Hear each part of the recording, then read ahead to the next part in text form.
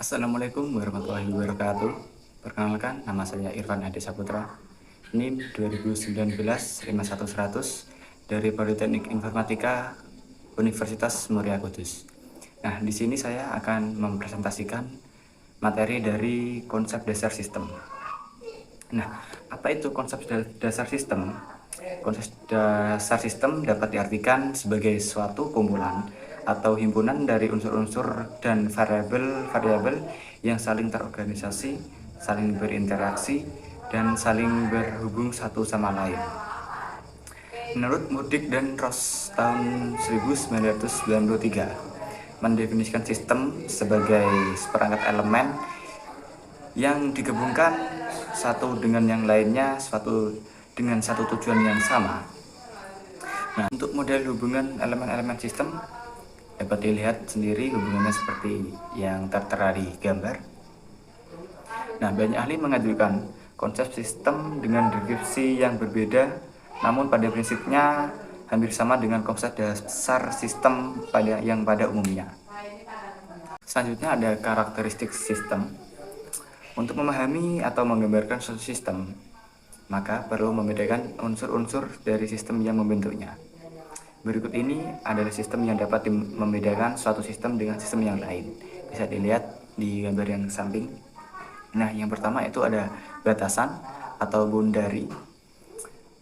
Batasan atau boundary adalah penggambaran suatu elemen atau unsur mana yang termasuk di dalam sistem dan mana yang di luar sistem.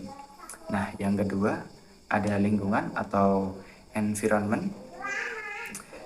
Itu adalah segala sesuatu di luar sistem atau lingkungan yang menyediakan asumsi, kendala, input terhadap suatu sistem. Nah, yang ketiga ada input. Input adalah sumber daya, data, bahan baku, peralatan, energi dari lingkungan yang dikonsumsi dan dimanipulasi oleh suatu sistem. Nah, yang keempat ada output. Output adalah sumber daya atau produk yang disediakan untuk lingkungan sistem oleh kegiatan dalam suatu sistem. Nah, yang kelima ada komponen. Komponen adalah kegiatan-kegiatan atau proses dalam suatu sistem yang mentransmisikan input menjadi bentuk setengah jadi. Kemudian ada penghubung. Penghubung adalah tempat di mana komponen atau sistem dalam lingkungannya bertemu atau berinteraksi. Nah, yang ketujuh ada penyimpanan. Penyimpanan ini adalah area yang dikuasai dan digunakan untuk penyimpanan sementara dan tetap dari informasi, energi, bahan baku, dan sebagainya. Penyimpanan merupakan suatu media penyangga di antara komponen tersebut bekerja dengan berbagai tingkatan yang ada dan memungkinkan komponen yang berbeda dari berbagai data yang sama. Nah, kemudian ada pengertian dari subsistem. Bisa dilihat gambarnya. Suatu sistem yang kompleks biasanya tersusun atas beberapa subsistem.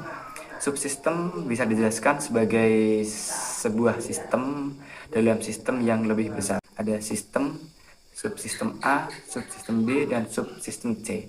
Nah, di subsistem A ini memiliki anak sistem lagi, ada subsistem yang bernama subsistem A1, subsistem A2, dan subsistem A3.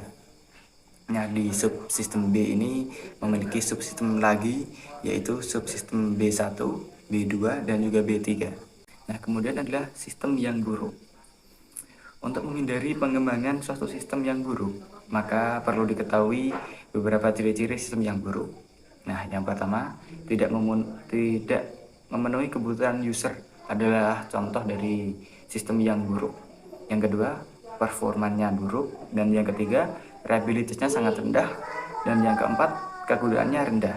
Kemudian ada beberapa konsep sistem yang penting. Untuk lebih mudah memahami pengertian sistem dan sistem informasi lebih jauh, maka perlu diingat beberapa konsep yang penting dalam pengembangan sistem, yaitu 1. Decomposition. Decomposition adalah proses pembagian sistem ke dalam komponen-komponen yang lebih kecil, memungkinkan sistem analis untuk memecahkan sistem menjadi bagian-bagian atau subsistem yang lebih kecil sehingga mudah di-manage.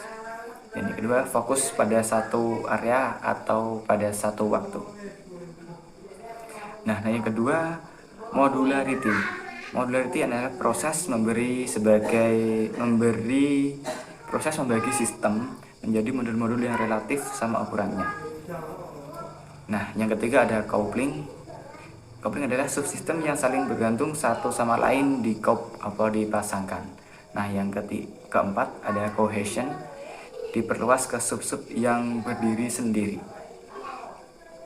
Nah, selanjutnya ada pengertian dari sistem informasi. Informasi adalah data yang telah diolah menjadi sebuah bentuk yang berarti bagi penerima dan bermanfaat dalam mengambil keputusan saat ini ataupun mendatang. Nah, menurut Mitzler tahun 1995 mengatakan bahwa informasi adalah data yang telah diproses atau data yang memiliki arti. Akhirnya, sistem informasi manajemen atau SIM dapat didefinisikan sebagai suatu alat untuk menyajikan informasi dengan cara sedemikian rupa sehingga bermanfaat bagi penerimanya. Nah, tujuannya adalah untuk menyajikan informasi guna pengambilan keputusan pada perencanaan, pemerkasaan, perorganisasian, pengendalian kegiatan operasi, subsistem suatu perusahaan dan menyajikan sinergi organisasi pada proses. Nah, selanjutnya adalah komponen sistem informasi. Steyer tahun 1992 menjelaskan bahwa sistem informasi berbasis komputer atau CIBS dalam suatu organisasi terdiri dari komponen-komponen berikut. Yang pertama, hardware, yaitu perangkat keras komponen untuk melengkapi kegiatan memasukkan data, memproses data, dan mengolah data. Nah, kemudian software. Software yaitu program atau instruksi yang diberikan ke komputer. Nah, yang ketiga ada database, yaitu kumpulan data atau informasi yang diorganisasikan sedemikian rupa sehingga mudah diakses pengguna sistem informasi. Nah, yang keempat ada telekomunikasi, yaitu komunikasi yang menghubungkan antara pengguna sistem dengan sistem komputer secara bersama-sama ke dalam suatu jaringan kerja yang efektif. Nah, yang kelima adalah manusia, yaitu personil dari sistem informasi meliputi manajer, analisis, programmer, operator, dan bertanggung jawab terhadap perawatan sistem. Nah, sekian presentasi dari saya. Kalau ada salah kata mohon dimaafkan. Wassalamualaikum warahmatullahi wabarakatuh.